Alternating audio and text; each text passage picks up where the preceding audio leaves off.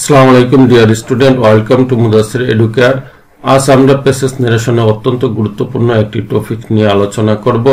আমরা অনেক সময় দেখি ডাইরেক্ট স্পিচে ইনভার্টেড কমার মধ্যে সারযুক্ত শব্দ দেখা যায়। তখন এই সারযুক্ত ডাইরেক্ট স্পিচকে কিভাবে ইনডাইরেক্ট স্পিচে পরিবর্তন করা যায় তা আমরা অত্যন্ত সহজভাবে আলোচনা করার চেষ্টা করব, যাতে তোমাদের কাছে বিষয়টি অত্যন্ত সহজ হয়ে যায় এবং তুমি এই বিষয়ে এক্সপার্ট হয়ে ওঠো ইনশাল্লাহ।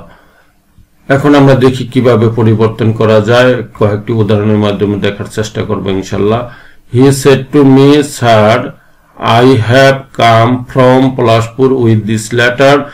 এই বাক্যটিতে, এই রিপোর্টেড স্পিচটিতে স্যার আছে এবং একটা অ্যাসার্টিভ সেন্টেন্স আছে। সেহেতু এই পুরো এই ডাইরেক্ট স্পিচটাকে আমরা অ্যাসার্টিভ সেন্টেন্সের নিয়ম অনুসারে পরিবর্তন করব। শুধু রিপিটিং ভার্বের পরে স্যারের জন্য রেসপেক্ট অথবা রেসপেক্টফুলি দিয়ে দিব যে কোনো একটা। তাহলে রিপিটিং ভার্বের সাবজেক্ট হি আছে, আমরা রিপিটিং ভার্বের সাবজেক্ট হি দিয়ে দিলাম, এবং রিপিটিং ভার্ব সেট টু আছে, সেট টু দিয়ে দিলাম, এবং অবজেক্ট মি দিলাম।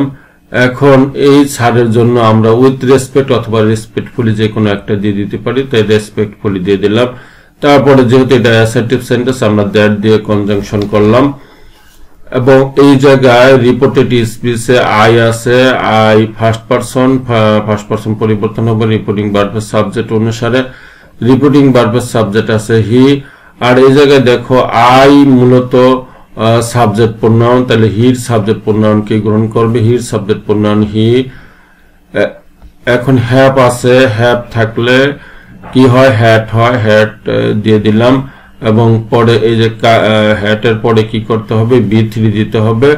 B3 বলতে যে কাম আছে, কাম কেম কাম হওয়ার কথা, কিন্তু তা হবে না, কারণ এটা কাম নিকটবাচক শব্দ, এটাকে দ্রুতবাচক শব্দে পরিবর্তন করতে হবে। তাহলে কি কামের দ্রুতবাচক শব্দ হচ্ছে গো, গো এর পাস্ট পার্টিসিপল ফর্ম গান দিয়ে দিলাম। From Palashpur with this letter, এর মধ্যে ফ্রম পলাশপুর উইথ এই পর্যন্ত কোনো পরিবর্তন হবে না, এই পর্যন্ত ফ্রম পলাশপুর উইথ দিস অপরিবর্তিত অবস্থায় বসালাম। এখন দিস নিকটবাচক শব্দ, এই নিকটবাচক শব্দকে দ্রুতবাচক শব্দে পরিবর্তন করে দ্যাট দিলাম। Letter The nobleman asked Sheikh Shadi, why are you putting the foods in your pocket, sir? সম্ভ্রান্ত লোকটি শেখ সাদিকে জিজ্ঞেস করলো, স্যার আপনি আপনার পকেটে খাবার ঢোকাচ্ছেন কেন? এই বাক্যটিতে স্যার আছে এবং এটা পুরো বাক্যটি হচ্ছে ইন্টারোগেটিভ সেন্টেন্স, সেহেতু আমরা ইন্টারোগেটিভ সেন্টেন্সের নিয়ম অনুসারে পরিবর্তন করব।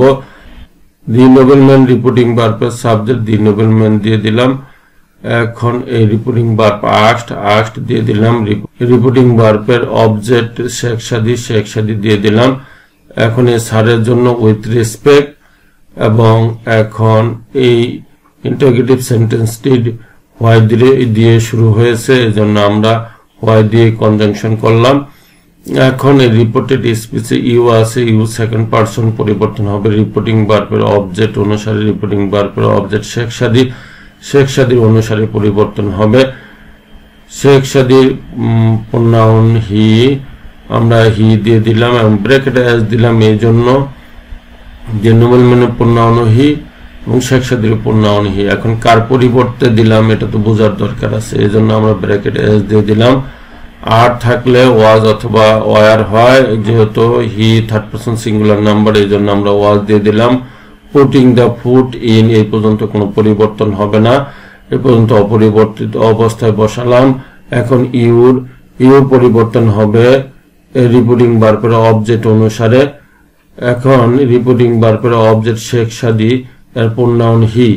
মূলত এই জায়গায় কি বসবে, হি বসবে না হিম বসবে না হিজ বসবে, এটা মূলত নির্ভর করবে ইউর উপরে। ইউর কোন পজিশনে আছে, ইউর আছে positive adjective, you positive adjective হিসেবে আছে। ইউর যেহেতু পজিটিভ অ্যাডজেক্টিভ হিসেবে আছে, তাহলে শেখ সাদির প্রোনাউন হির পজিটিভ অ্যাডজেক্টিভ কি গ্রহণ করবে, হি হিম হিজ। আমরা হিজ দিয়ে দিলাম, ব্র্যাকেটে এস দিয়ে দিলাম, যেহেতু দুইটার প্রোনাউন একই এই জন্য ব্র্যাকেটে এস দিয়ে দিলাম।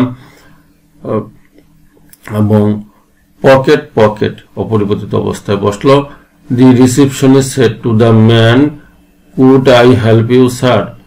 রিসেপশনিস্ট লোকটিকে বলল, আমি কি আপনাকে কোনো সাহায্য করতে পারি স্যার? এই বাক্যটি ইন্টারোগেটিভ সেন্টেন্সের নিয়ম অনুসারে পরিবর্তন হবে। এই বাক্যে রিপোর্টিং ভার্বের সাবজেক্ট দি রিসেপশনিস্ট দিয়ে দিলাম এবং সেড টুর পরিবর্তে আস্কড দিলাম এবং রিপোর্টিং ভার্বের অবজেক্ট দি ম্যান। এখন যেহেতু এই স্যার আছে সেহেতু আমরা রিপোর্টিং ভার্বের অবজেক্টের পরে রেসপেক্টফুলি দিয়ে দিলাম। ইচ্ছা করলে এই জায়গায় আমরা উইথ রেসপেক্টও দিতে পারতাম। যেহেতু এইটা ডব্লিউ শব্দ দিয়ে এই ইন্টারোগেটিভ সেন্টেন্সটি শুরু হয়নি সেহেতু আমরা কি ইফ বা হোয়েদার যে কোনো একটি দিয়ে দিতে পারি, সেটা আমরা ইফ দিয়ে দিলাম। আই রিপোর্টেড স্পিচের সাবজেক্ট, এই রিপোর্টেড স্পিচের সাবজেক্ট আই পরিবর্তন হবে, আই যেহেতু ফার্স্ট পারসন এটা পরিবর্তন হবে রিপোর্টিং ভার্বের সাবজেক্ট অনুসারে। রিপোর্টিং ভার্বের সাবজেক্ট রিসেপশনিস্টের প্রোনাউন হচ্ছে হি। আই যেহেতু সাবজেক্ট প্রোনাউন তাহলে হি কেই সে গ্রহণ করবে, তাহলে হি কে গ্রহণ করলো। এখন ব্র্যাকেটে আর দিয়ে দিলাম, এই জন্য রিসেপশনিস্টের প্রোনাউন হি, দি ম্যানের প্রোনাউন হি। এখন কার পরিবর্তে দিলাম এটা বোঝার জন্য আমরা হি দিয়ে দিলাম। কুড থাকলে কোনো পরিবর্তন হয় না। তারপর হেল্প, এখন ইউ পরিবর্তন হবে রিপোর্টিং ভার্বের অবজেক্ট অনুসারে। রিপোর্টিং ভার্বের object the man, the man অনুসারে পরিবর্তন হবে। ইউ যেহেতু অবজেক্ট প্রোনাউন, কারণ ইউ অবজেক্ট প্রোনাউন কিভাবে বুঝলাম যে ইউ সাবজেক্ট প্রোনাউনও ইউ বসে, অবজেক্ট প্রোনাউনও ইউ বসে, দুটোটা একই রকম।